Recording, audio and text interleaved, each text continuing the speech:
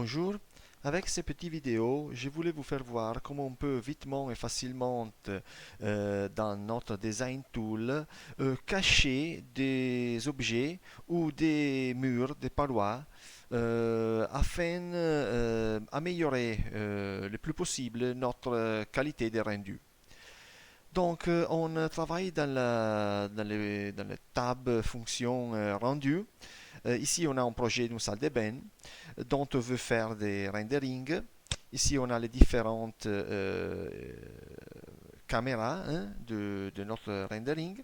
Vous voyez que si j'ai zoom à l'extérieur, vous voyez que la salle de bain est là, une porte devant. Et ça peut être un obstacle pour des photos, des images de rendering. Et donc, je préfère la cacher, donc la rendre invisible afin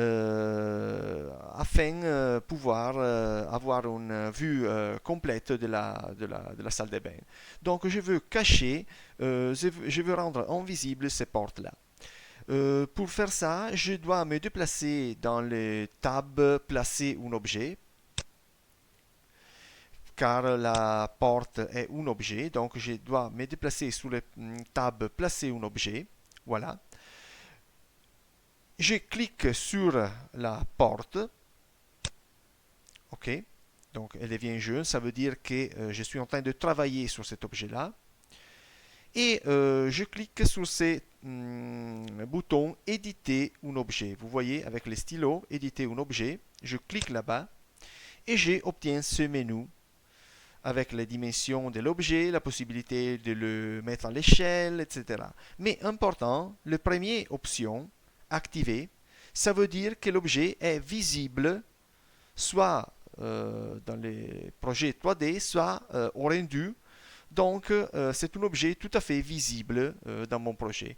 Si j'enlève la option activée, je cache, je rends invisible cet objet-là. C'est-à-dire que l'objet est présent dans le projet, mais il n'est pas visible, il est invisible.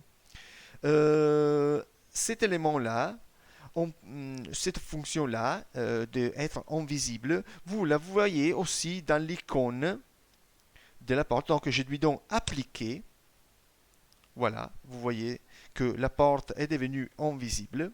Et si moi je me déplace avec la flèche de mon mouse sur l'icône de la porte, vous voyez qu'il y a un petit yeux là avec la barre. Donc ça veut dire que cet objet-là, indiqué avec cette icône-là, il est invisible. Donc il est présent dans le projet, mais il est invisible.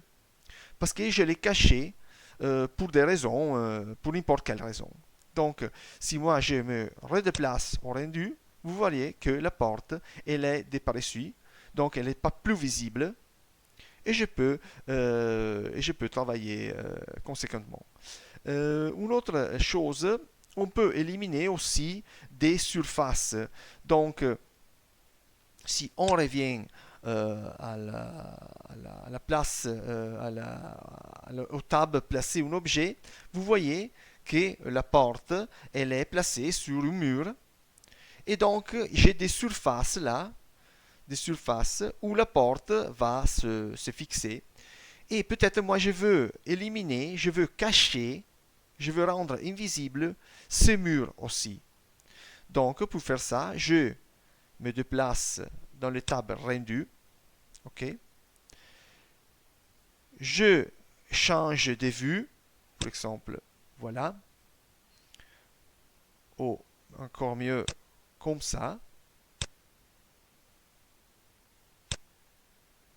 Voilà.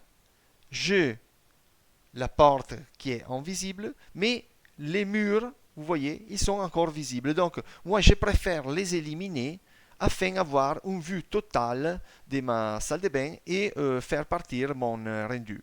Donc, pour éliminer ces murs-là, je me déplace sur ces boutons-là surface, je clique là-bas et je sélectionne le mur que je veux cacher. Donc, je sélectionne ce mur-là.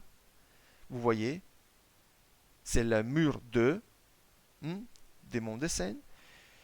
Je clique toujours ces boutons avec le stylo qui ça m'a permis de modifier la sélection. Donc ça m'a permis de modifier le mur que j'ai sélectionné. Donc je clique là-bas et j'enlève l'option visible. Donc j'enlève visible. Je clique appliquer et voilà que le mur est devenu invisible. On a encore là-bas des autres surfaces que je peux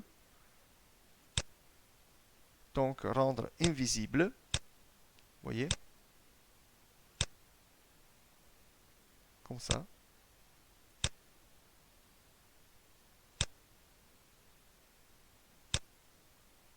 Invisible.